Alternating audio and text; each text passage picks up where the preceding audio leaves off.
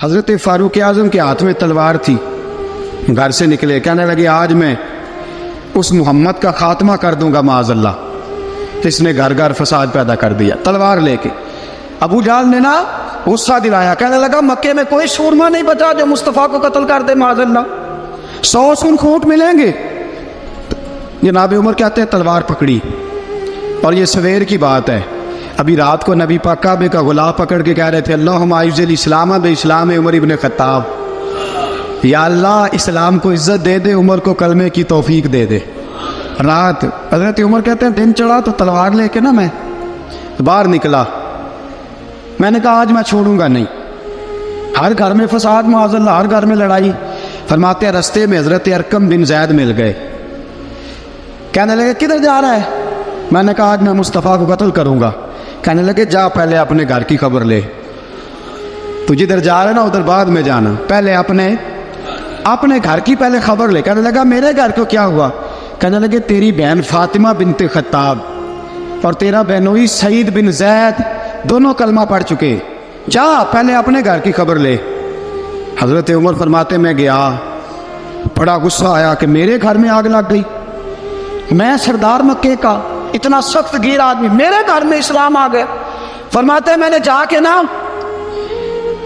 اپنی بہن کے گھر کی طرف رخ کیا، دروازے پہ پہنچا تو میں نے سنا اندر سے آواز آ رہی ہے، قرآن پڑھنے کی آواز آ رہی، قرآن پڑھنے کی۔ فرماتے ہیں میں نے دروازے پہ دستک دی، اندر سے آواز آئی کون ہے دروازے پہ؟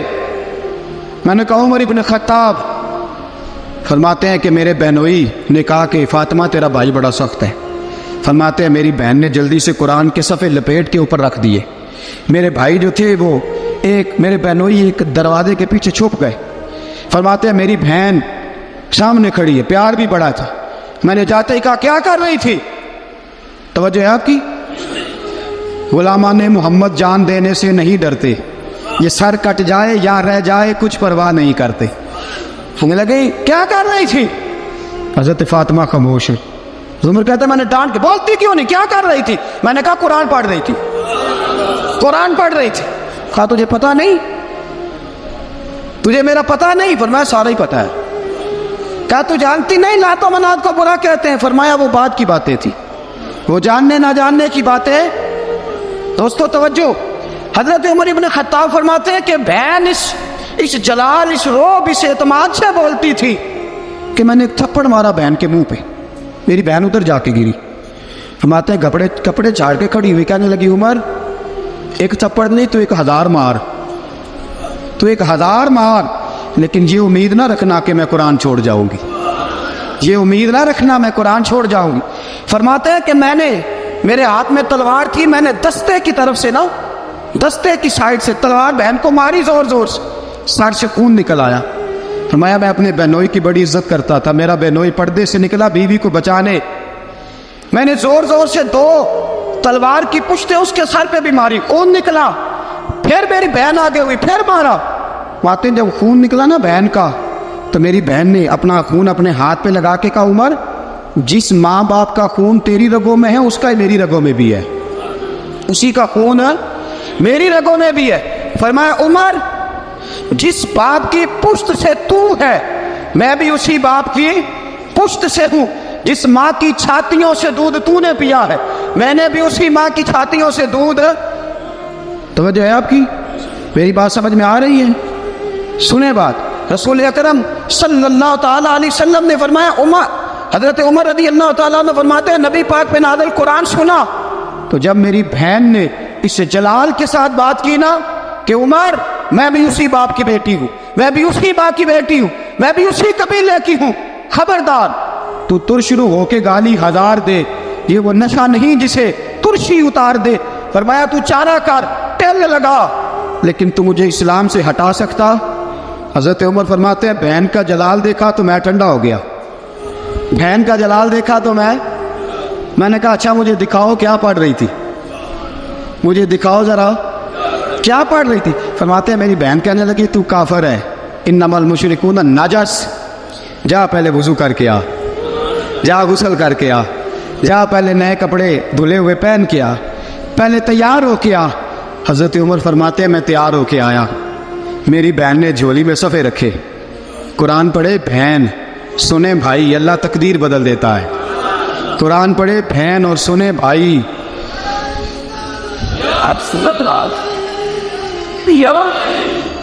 قرآن پڑھے بھائی اور سنے بہن، اللہ تقدیر۔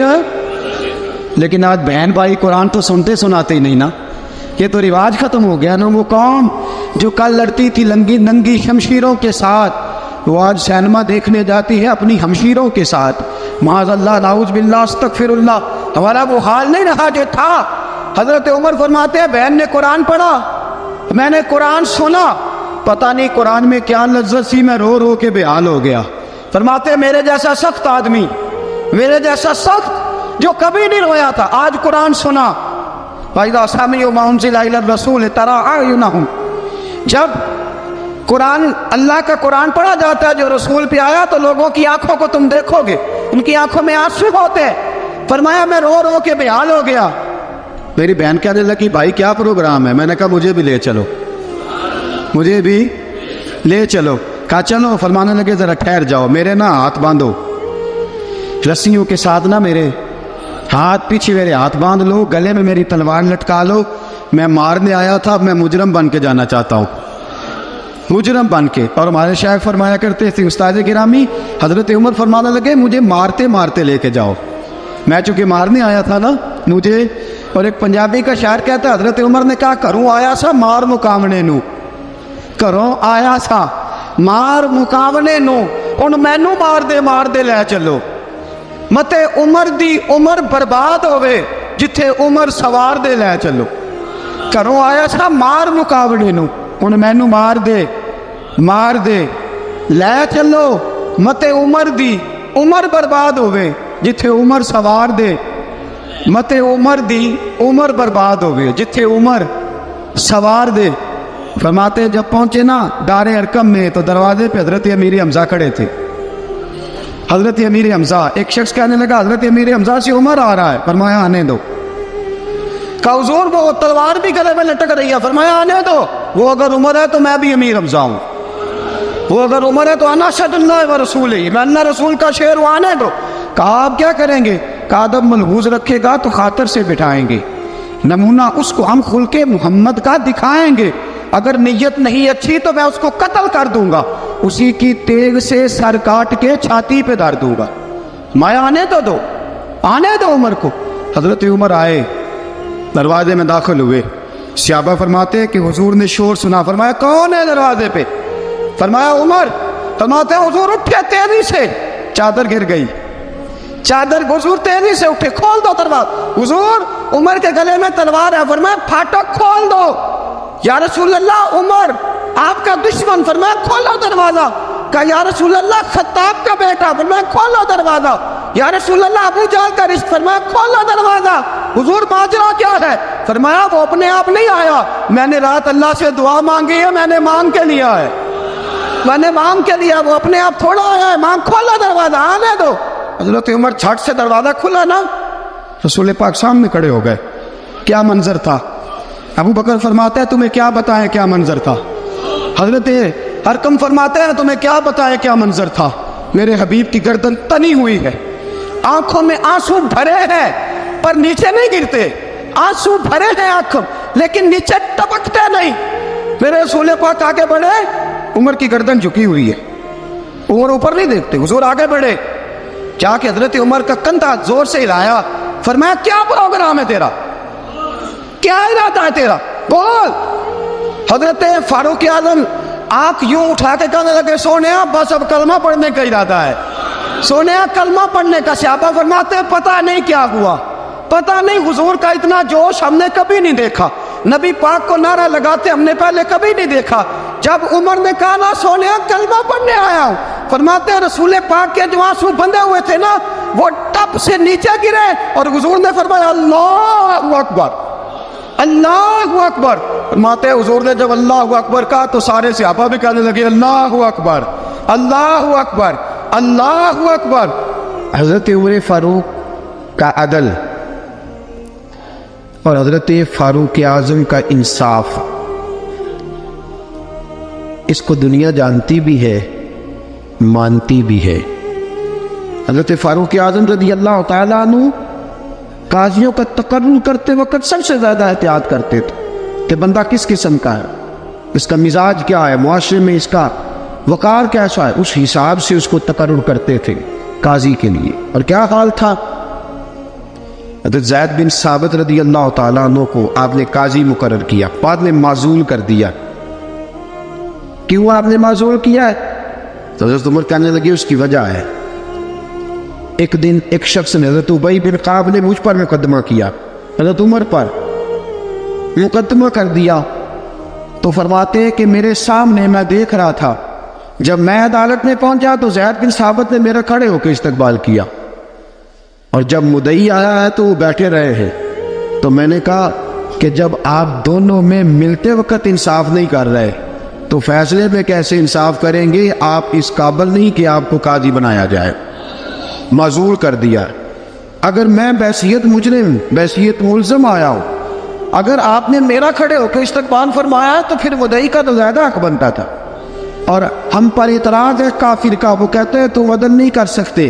بولا آدمی ہے نا، وہ دیکھتا ہے آج کل کے مسلمانوں کو، آج کل کے مسلمانوں کو دیکھ کے رائے قائم کرتا ہے۔ ہم اسے کہتے ہیں ہاں آج کل کے مسلمان نہ دیکھ، وہ جنہوں نے ڈائریکٹ نبی پاک کی نکاح سے فیض پایا تھا انہیں دیکھ، ڈائریکٹ جو رسول پاک کی نکاح کے فیض یافتہ تھے، عدل و انصاف سے بھر دی دنیا۔ حضرت فاروق اعظم، حضرت عمرو بن عاص مصر کے گورنر تھے، حضرت فاروق اعظم نے انہیں متعین کیا تھا۔ ان کے بیٹے کا مصر میں جھگڑا ہو گیا کسی عام آدمی کے ساتھ، گورنر کے بیٹے کا، اور گورنر کے بیٹے نے اس مصری کو، ایک عام آدمی کو درے مارے۔ تجھے پتہ نہیں میں گورنر کا بیٹا ہوں؟ مصری نے کیا کیا، گھوڑے پہ بیٹھا سیدھے مدینے آ گیا، سیدھا مدینے۔ حضرت فاروق اعظم کے در دولت پہ پشت سے کپڑا اٹھایا، پشت سے اس نے اپنے نشان دکھائے تو جناب عمر کی آنکھوں میں آنسو آ گئے۔ ایک عام آدمی ہے، جانتے کوئی نہیں، تمہیں رو پڑے، اتنا ظلم، اور میری سلطنت میں کوڑے برسے تیری پشت پہ، فوراً لے جا، جاؤ بلا کے لاؤ۔ حضرت عمر بن عاص اپنے بیٹے سمیت آئے، بڑی عدالت ہے، حضرت فاروق اعظم کے لفظ، فرمایا اس کو اس کی ماں نے آزاد پیدا کیا تھا، تو نے اسے کیوں غلام بنایا ہے؟ اس کی ماں نے آزاد جنا تھا، تو نے کب سے لوگوں کو غلام کا؟ بیٹے یہ کیا کہتا تھا؟ یہ کہتا تھا میں گورنر کا بیٹا ہوں، تجھے تو جانتا نہیں۔ فرمایا اب یہ بڑی عدالت ہے، کوڑا پکڑ اور اس گورنر کے بیٹے کی پشت پہ برسا، اور اسے کہہ تو گورنر کا بیٹا ہے، میں محمد کا غلام ہوں صلی اللہ تعالی علیہ وسلم۔ اسے بتا، اسے اب بتلا کہ تو گورنر کا بیٹا ہے نا، میں نبی پاک کا غلام ہوں، اور جو مصطفیٰ کے غلام ہوتے ہیں وہ سارے برابر ہوا کرتے ہیں۔ حضرت فاروق اعظم کا عدل، جناب فاروق اعظم کا انصاف، جناب فاروق اعظم رضی اللہ تعالیٰ عنہ، روم کا ایلچی آیا نا حضرت عمر فاروق کے پاس، تو وہ کہتا ہے میں پیغام لے کے آیا اپنے بادشاہ کا، اور میں سفیر تھا، میں بڑے ملکوں میں گیا، بڑے بادشاہ دیکھے، بڑے امیر دیکھے۔ حضرت فاروق اعظم رضی اللہ تعالیٰ عنہ کے دربار مجھے بھیجا گیا، جب پہنچا تو میں نے مسلمانوں سے کہا تمہارے بادشاہ کا دربار کہاں ہے؟ انہوں نے کہا نہ ہمارا بادشاہ ہے نہ کوئی دربار ہے، نہ بادشاہ ہے نہ کوئی۔ اچھا تو پھر وہ کدھر بیٹھتے ہیں؟ کہا یا مسجد میں ملیں گے یا اپنے جھونپڑے میں ملیں گے۔ تو کہا تمہارا بادشاہ بھی کوئی نہیں؟ کہا بادشاہ نہیں، ہم مومن ہیں، ہمارا ایک امیر ہے جسے امیر المومنین کہا جاتا ہے۔ وہ شخص کہتا ہے میں مسجد گیا، میں نے کہا عمر کدھر ہے؟ انہوں نے کہا جی ابھی نکلے تھے، ادھر ہی ہوں گے۔ میں نے کہا یہ کیسا بادشاہ ہے؟ کوئی کہتا ادھر ہوں گے، کوئی کہتا ادھر ہوں گے۔ یہاں تو صوبائی وزیر صاحب سڑک سے گزرے تو سارے روڈ 3 گھنٹے بلاک رہتے ہیں، اور یہ کیا چکر ہے کہ لاکھوں مربع میل کا حکمران، کوئی کہتا اس گلی میں گیا، کوئی کہتا اس گلی میں گیا، یہ کیسا بادشاہ ہے؟ کدھر ہے عمر؟ انہوں نے کہا یہی تھا۔ دوسرے سے پوچھتا جو وہ باغ کی طرف گئے، باغ میں گئے تو وہ ایلچی کہتا ہے میں نے باغ والے سے پوچھا کہ یہاں تمہارا امیر کدھر ہے؟ انہوں نے کہا وہ درخت دیکھ رہے ہو؟ کہا حضرت دیکھ رہا ہوں۔ اس درخت کے نیچے وہ ایک شخص جو سویا ہوا ہے نا، مٹی کا ڈھیلا سرہانہ بنا کے، وہ درخت کے نیچے مٹی کے ڈھیلے کا سرہانہ بنا کے جو بندہ سویا ہے وہی ہمارا امیر ہے۔ وہ سامنے حضرت سیدنا عمر فاروق کے پاس وہ بندہ جا کے کھڑا ہو گیا. وہ کہتا ہے کہ پسینہ گر گر کے نا مٹی کے ڈھیلے پہ گارا بنا رہا تھا. پسینہ گر گر کے مٹی کا ڈھیلا, وہ تر تھا. حضرت فاروق اعظم سو رہے تھے. کہنے لگا میں 20 اور درجنوں بادشاہوں کو دیکھ چکا تھا جن کی آنکھیں 10 گن. حضرت عمر کی آنکھ کھلی, طامت سمیٹی اٹھ کے بیٹھ گئے. کدھر آیا ہے؟ کہنے لگا حضرت جی آیا تو کسی اور کام تھا, آیا تو کسی, لیکن اب کام کوئی اور بن گیا ہے. آپ نے فرمایا اب کیا کام بنا ہے؟ کہنے لگا میرا کام یہ بنا ہے کہ میرا بھی دل کیا میں بھی کلمہ پڑھوں اور نبی پاک کا غلام بن جائے. یہ کام بن گیا. اور ساتھیوں بس مدینے میں وہ دن بڑا عجیب تھا جب سیدنا فاروق اعظم کے بیٹے کا معاملہ آ گیا. آج 60 سال کا بوڑھا عمر, ابو شامہ حضرت عمر کے صاحبزادے, یہودیوں نے سازش کر کے انہیں نبیذ پلا دی. نبیذ جائز تھی, نبیذ کیا کہ شراب پلا دی. پھر مقدمہ قائم ہوا. کہا اب پتہ چلتا ہے عمر کتنا عدل کرتا ہے. سیدنا فاروق اعظم کے پاس گواہ آئے. صاحبزادہ اندر کھانا کھا رہا تھا. فاروق اعظم نے گریبان سے پکڑا, کھینچ کے لائے. فرمایا ابو شامہ چل, تو نے شراب پی ہے, تجھے کوڑے مارے جائیں گے, تیرے لیے 100 یا 80 کوڑوں کی سزا تیاری کر لے. ابو شامہ کہتے ہیں کہ ابا جی انہوں نے نبیذ کہی تھی, شراب پلا دی. فرمایا تو نے پی کیوں؟ تو نے پی کیوں؟